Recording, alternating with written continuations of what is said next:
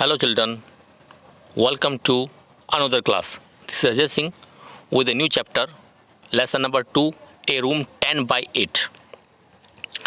एक नई कहानी के साथ में सेकंड चैप्टर जो हमारी किताब रेनबो का है 12वीं क्लास के लिए, उसके साथ में आज मैं फिर से आपके सामने हूँ and I am going to teach you this chapter.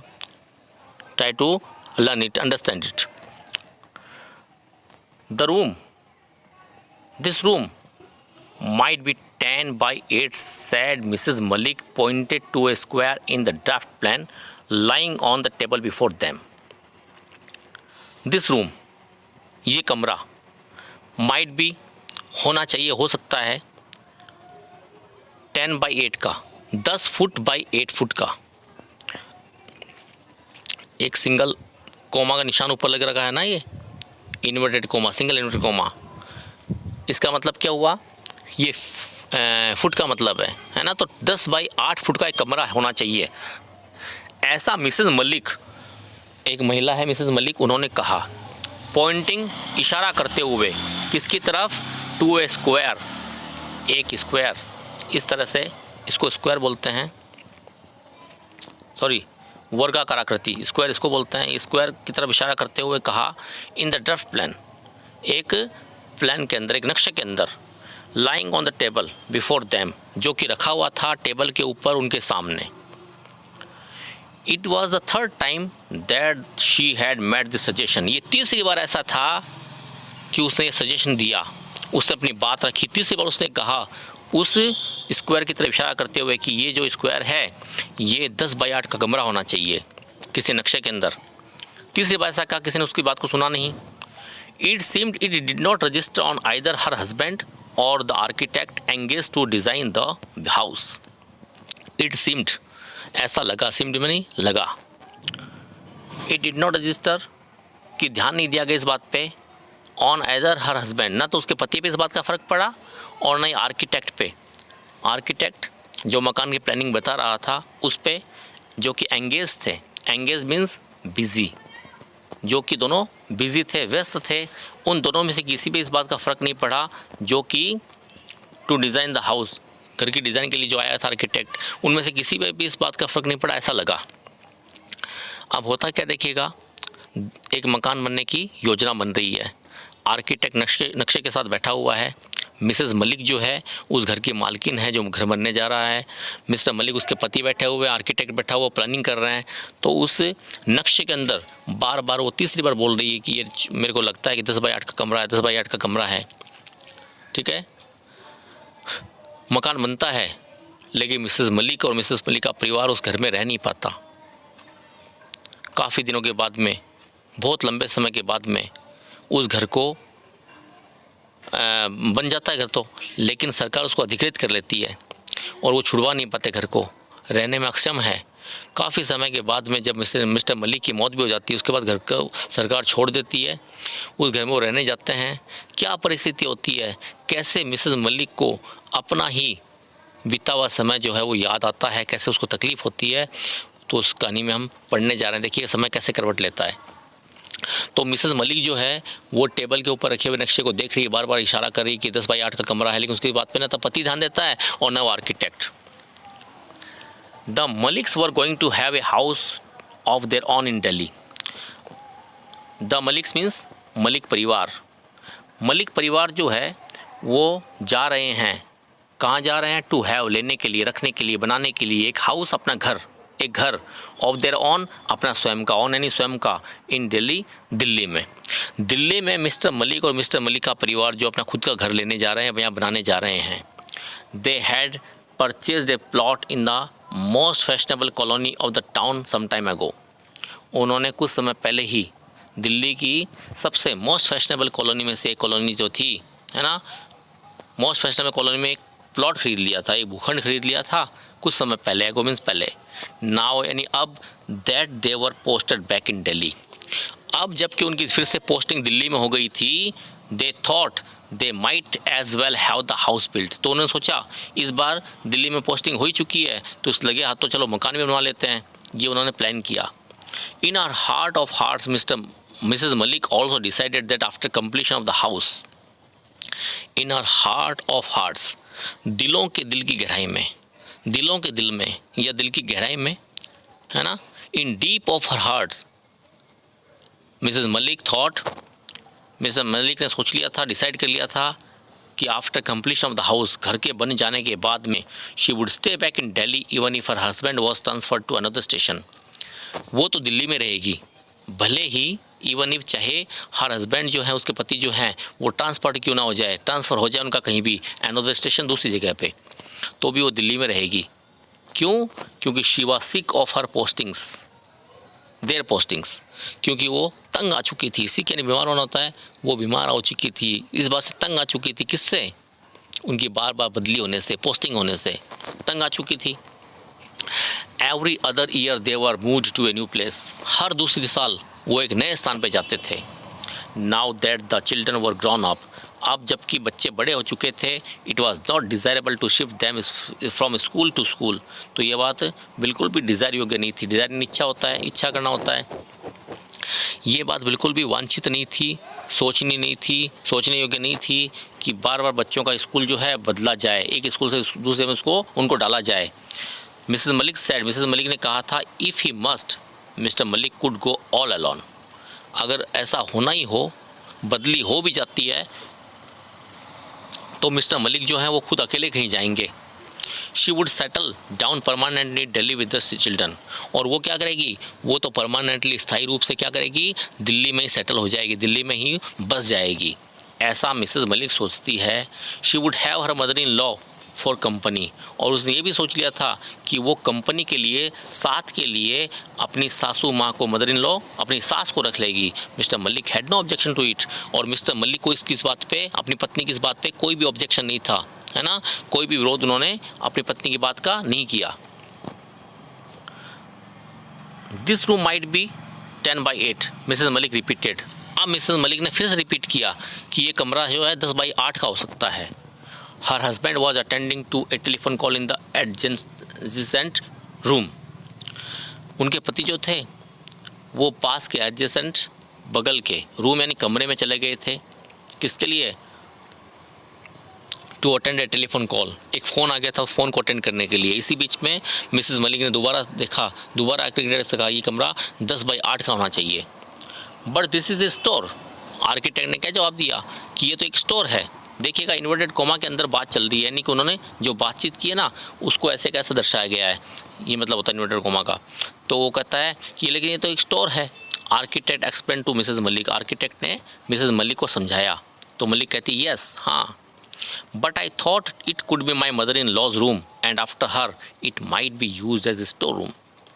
But I thought, मैंने सोचा था कि it could be my mother in law's room, ये मेरी सासू माँ का कमरा हो सकता है, मेरी सास का कमरा हो सकता है, इस कमरे में मेरी सास रह सकती है। एंड आफ्टर हर, उसके बाद में, अब क्या सोच रही है वो, उसके मर जाने के बाद में, उसके बाद में it might be used as a store room, शायद इस कमरे को एक स्टोर रूम के रूप में काम में ले लिया जाएगा। अब उसका ये कहना था, the architect did not seem to understand, ऐसा लगा कि आर्किटेक्ट उसकी बात को समझ नहीं पाया था। ही लुक्ड पजल्ड, वो पजल लगा, असमंजस में लगा, कश्मकश में लगा, उलझन में पड़ गया by Mrs Malik's observation, Mrs Malik की इस ऑब्जर्वेशन पे, है ना, उसके इस प्रकार के सोचने पे आर्किटेक्ट समझ नहीं पाया वो क्या कहना चाहती थी सास के बारे में, क्या यानी सास के बारे में क्या कह रही है वो।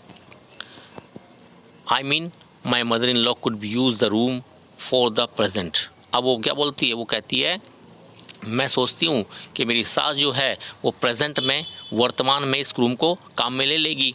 As you know she is old and infirm, और जैसा कि तुम जानते हो कि वो बूढ़ी हो गई है, वो इन्फर्म, कमज़ोर हो गई है। She is not going to be there for dash. अब जैसा कि आप जानते हैं बूढ़ी हो गई है, कमज़ोर हो गई है, और वो ज़्यादा दिन के लिए नहीं। इतने के बाद में उसकी बात कट जाती है, रोक देती है बात को। क्या कहने जा रही थी, कहने का मतलब क्या था, ज़्यादा दिन जीने वाली नहीं है। And after her it could be converted into A store room, और उसके मर जाने के बाद में, सास के जाने के बाद में, वो इस कमरे को क्या कर देगी, वो इस कमरे को कन्वर्ट कर देगी, बदल देगी। किस में बदल देगी, एक स्टोर रूम में। मिसेस मलिक एक्सप्लेन हॉल्टिंगली, ऐसा मिसेस मलिक ने हॉल्टिंग यानी ठहर ठहर के कहा, रुक रुक के कहा। तो मिसेस मलिक जो है वो आर्किटेक्ट के सामने में योजना रखती है ना, कि भाई मैं सोचती हूँ कि कमरा जो है इसमें मेरी सास रह जाएगी और उसके जाने के बाद में हम इसको स्टोर के रूप में काम में ले लेंगे, है ना। उसने अचंबा कि आप क्या कह रही हैं, समझ नहीं पाया, तो उसने समझाया कि मेरी सास जो है बूढ़ी हो गई है, कमज़ोर हो गई है ना, ज़्यादा जीने वाली नहीं है। उसके बाद में इस कमरे को हम क्या कर लेंगे, स्टोर के रूप में काम में ले लेंगे। इस तरह से अपनी बात रखी मिसेस मलिक ने। अब आगे देखते हैं, मिस्टर मलिक जॉइंड दैम। तभी मिस्टर मलिक जो पास के कमरे में फ़ोन सुनने के लिए गए थे आ गए, वो भी शामिल हो गए उनकी बातों में। It seems while talking on the telephone he had also given thought to the suggestion। ऐसा लगता है कि जब वो टेलीफोन में बात कर रहे थे तो उन्होंने भी शायद कान लगा लिए थे, उन्होंने भी सजेशन को, अपनी पत्नी के सुझाव को समझ लिया था, सुन लिया था। ही टू, वह भी, टू यानी भी, वॉज ऑफ द ओपिनियन, वो भी इस ओपिनियन के थे, इस विचारधारा के थे, that the store should be a little bigger, कि स्टोर जो है वो थोड़ा बड़ा होना चाहिए। It is always better to have a commodious store room so that one can move about the trunks more freely.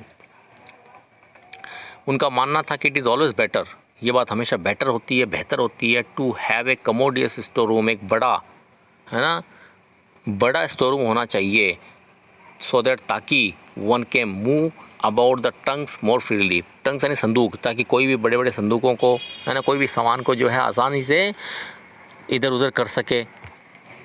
Then it is also more convenient to keep it tidy, उसके अलावा इसको टाइडी रखने में, tidy ने साफ़ सुथरा रखने में भी कन्वीनियंट होता है, ये कन्वीनियंट यानी सुविधाजनक होता है ना। बड़ा कमरा होगा तो उसको साफ़ सुथरा रखने में भी क्या होगा, सुविधाजनक होगा। ऐसा विचार रखते हैं मिस्टर मलिक भी। It was decided that the room adjacent to the kitchen should be 10/8, तो ये डिसाइड कर लिया गया, ये बात निश्चित कर ली गई कि जो रूम है एडजेसेंट, बगल में जो रूम है किचन के, वो 10/8 का होना चाहिए। The court yard would be a little narrower but that did not matter much. Court yard आंगन को बोलते हैं, तो आंगन जो है वो थोड़ा सा नैरोवर, नैरोवर नहीं सकरा, वो थोड़ा सा सकरा हो सकता है ना, कम जगह का हो सकता है, लेकिन कोई बात नहीं है। It did not matter much, ये ज़्यादा बड़ा मुद्दा नहीं है।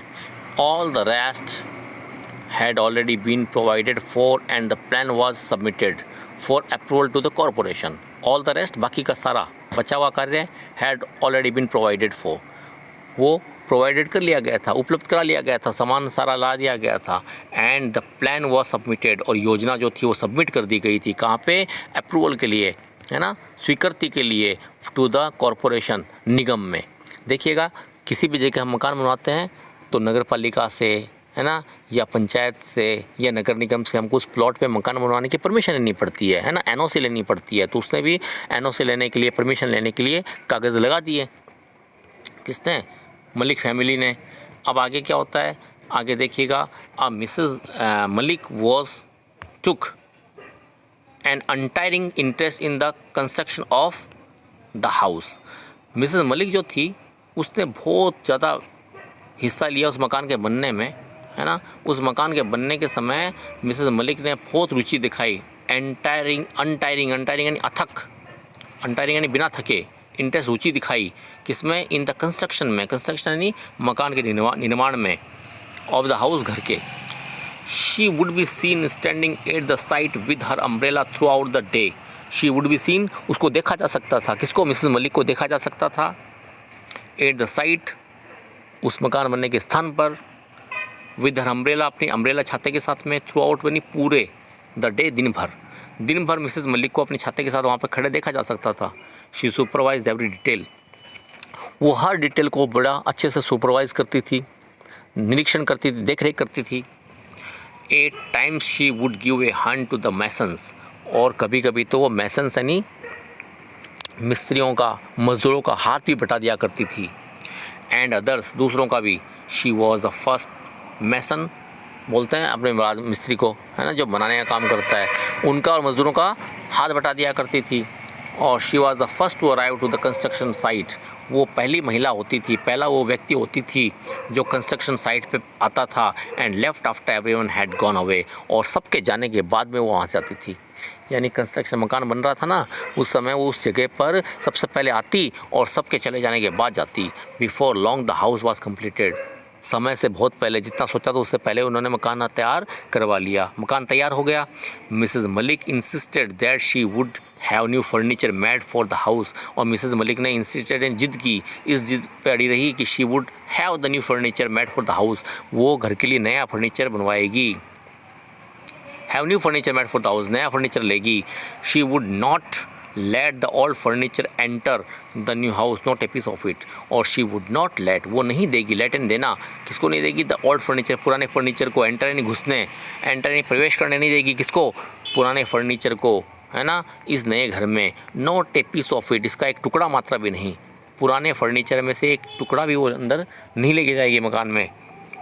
They were still in the midst of plan to shift when they learned that the house had been acquired by the government. They were still in the midst of the plans. अभी वो अपने plan के बीच में ही थे, योजना के बीच में ही थे,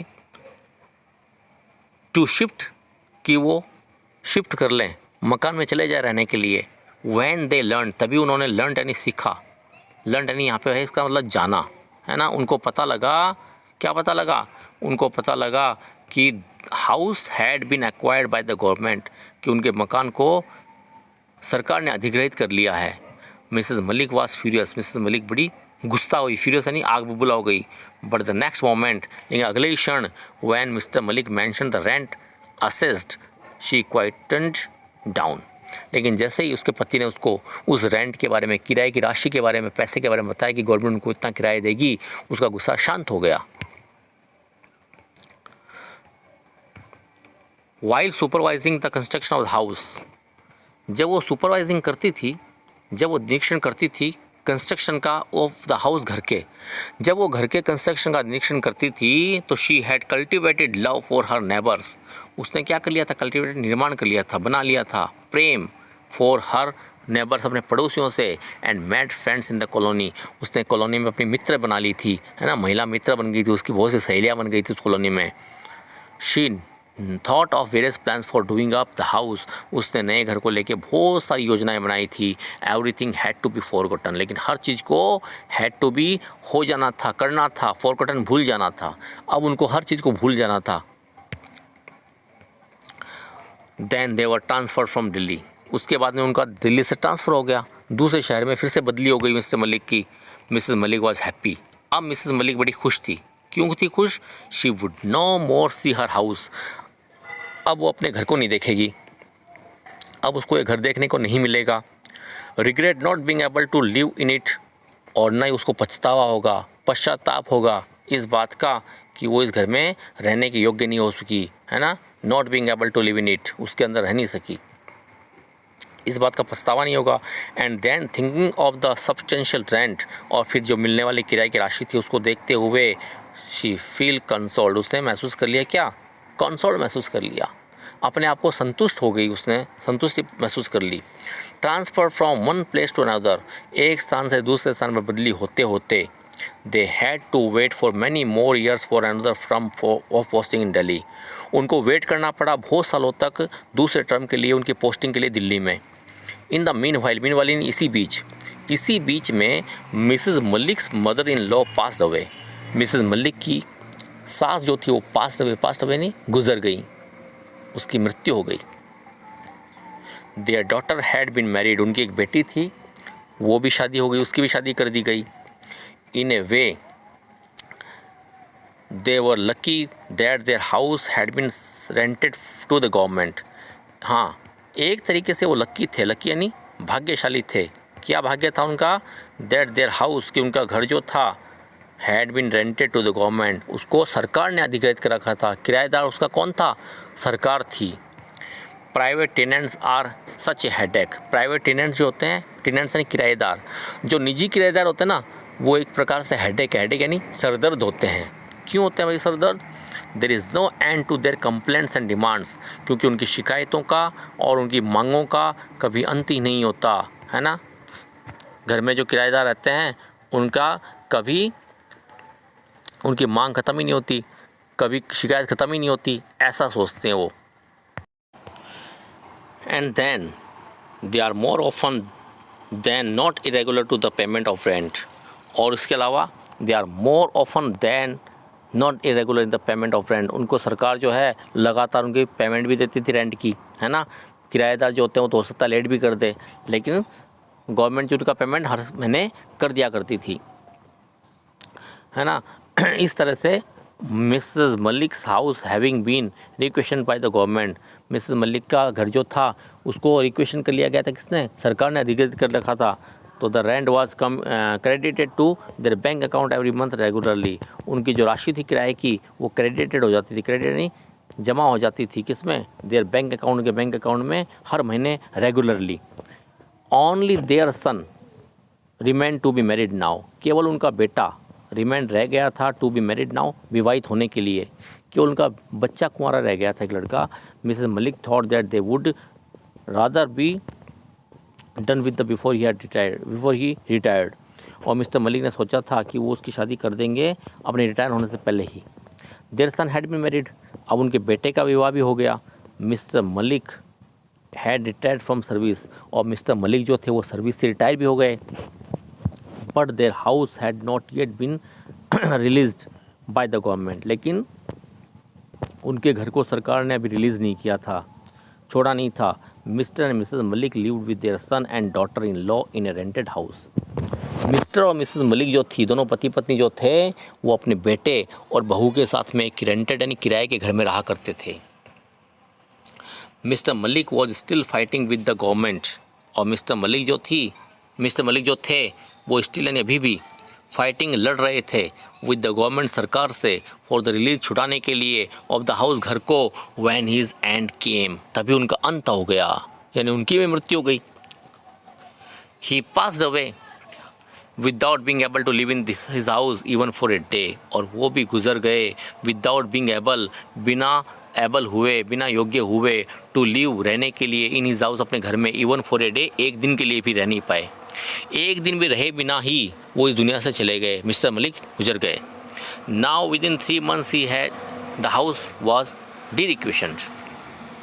अब देखो क्या होता है, उनके मरने के 3 महीने के भीतर ही हाउस को सरकार ने छोड़ दिया, घर को सरकार ने छोड़ दिया, डी-रिक्वेशन कर दिया। Mrs Malik's daughter in law was keener than Mrs Malik to shift to her own house. Mrs Malik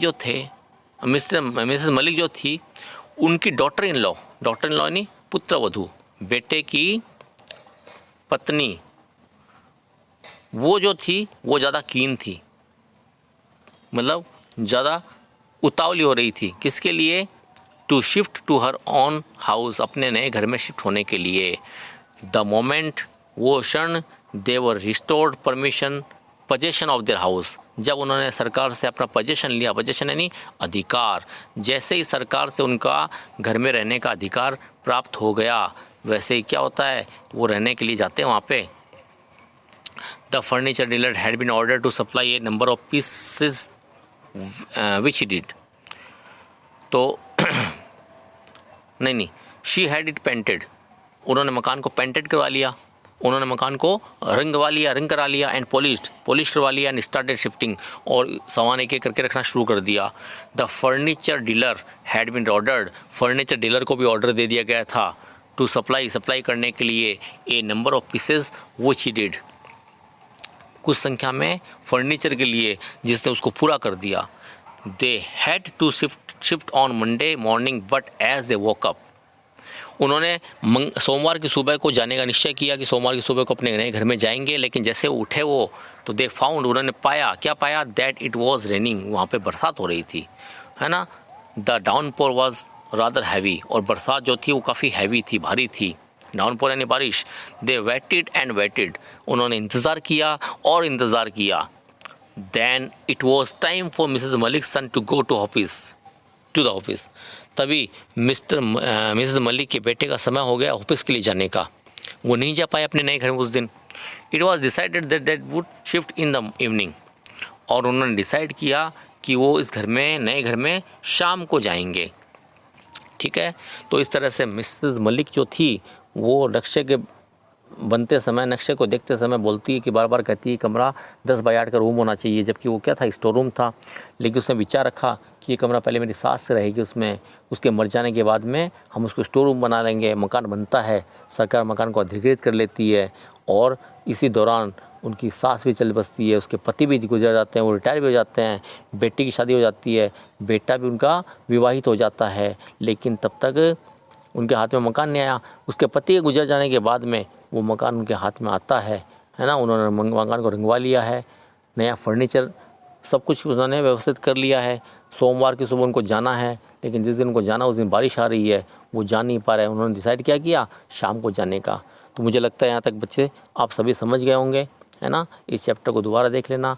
video पसंद आए तो उसको लाइक, शेयर और सब्सक्राइब करना बिल्कुल मत भूलना, है ना। और इस चैप्टर के अगले हिस्से के साथ में अगले वीडियो में हम फिर मिलते हैं। तब तक के लिए आपके उज्जवल भविष्य की कामना करते हुए मैं अजय सिंह आपसे विदा लेता हूँ। धन्यवाद।